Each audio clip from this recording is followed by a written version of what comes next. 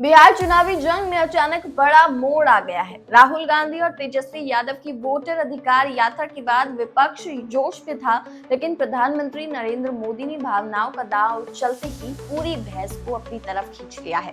सवाल ये है कि क्या मां के अपमान पर चले इस इमोशनल कार्ड से बिहार की राजनीति का पूरा गणित बदल जाएगा। बिहार की सियासत में हर दिन नया मोड़ आता है। सोमवार तक माहौल कांग्रेस और महागठबंधन के पक्ष में जाता दिख रहा था। राहुल गांधी की वोटर अधिकार यात्रा ने तेजस्वी यादव के आत्मविश्वास को दोगुना कर दिया था। मंच से राहुल और तेजस्वी एक दूसरे की तारीफ करते नजर आए। तेजस्वी ने तो राहुल को पीएम पद का दावेदार तक बता दिया, लेकिन महागठबंधन के नेताओं को क्या पता था कि अगले ही दिन मोदी खेल पलट देंगे। मंगलवार को प्रधानमंत्री नरेंद्र मोदी ने महिलाओं के कार्यक्रम में अपनी मां को गाली दिए जाने का मुद्दा उठाया और भावुक हो गए। मोदी ने कहा कि उनकी मां राजनीति में नहीं थी, फिर उन्हें क्यों अपमानित किया गया। महिलाओं से भरे इस कार्यक्रम में पीएम का दर्द सीधे जनता से जुड़ा और अब पूरे बिहार में चर्चा इसी मुद्दे की हो रही है। लेकिन सवाल यह भी है, क्या ये मोदी का नया दाव है? जवाब है नहीं। पीएम मोदी इससे पहले भी बार बार इसी तरह का चुनावी कार्ड खेल चुके हैं और विपक्ष को उसके ही हथियार से मात दी है। 2014 में बीजेपी संसदीय दल की बैठक में मोदी ने लाल कृष्ण आडवाणी के लिए आंसू बहाकर माहौल बदल दिया था। 2007 में सोनिया गांधी ने उन्हें मौत का सौदागर कहा। मोदी ने इसे चुनाव का सबसे बड़ा मुद्दा बना दिया और गुजरात में शानदार जीत दर्ज की।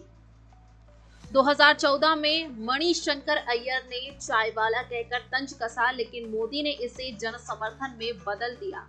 2017 में फिर अय्यर ने उन्हें नीच कहा। मोदी ने इसे ओबीसी समाज से जोड़ दिया और कांग्रेस बैकफुट पर आ गई। 2019 में राहुल गांधी का नारा था चौकीदार चोर है, लेकिन मोदी ने भी चौकीदार अभियान चलाकर पूरे माहौल को ही पलट दिया। और हाल ही में कर्नाटक चुनाव में जब कांग्रेस नेताओं ने मोदी की मां का अपमान किया था, तब भी उन्होंने इसे भावनाओं से जोड़कर जनता को साधने की कोशिश की थी।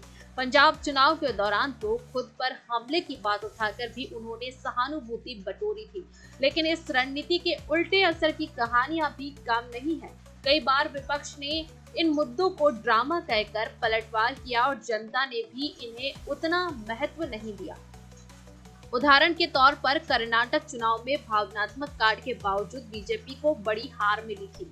अब नजरें बिहार पर है। मोदी ने मां के अपमान को मुद्दा बनाकर महिलाओं और ओबीसी समाज से भावनात्मक जुड़ाव की कोशिश की है। बिहार में महिलाओं का वोट बैंक हमेशा से निर्णायक रहा और इस बार भी वो खेल पलट सकते हैं, लेकिन चुनाव में अभी 2 महीने बाकी हैं।